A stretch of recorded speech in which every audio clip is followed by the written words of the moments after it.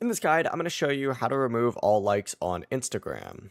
Before we get into this guide, make sure to like the video and subscribe to the channel with all notifications on. It really does help with the channel and it lets us know that you want more content like this. We'd greatly appreciate it. And if at any point throughout this guide you did have any questions, just ask them down in the comment section below and we could help you out further. I'm going to be doing my best to reply to every single comment down there. Begin by opening up the Instagram app and you need to tap your profile icon down in the bottom right corner. Once you're on your profile, tap those three lines up in the top right.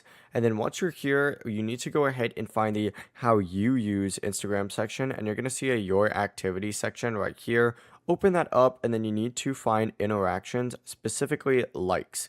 Once you open up likes, it's going to show you all the posts and reels that you've liked. You just have to go ahead and hit select, and you could go ahead and select all of these just like so. And once you select a bunch of them, simply go ahead and then hit unlike down at the very bottom, and it'll unlike all of them just like so.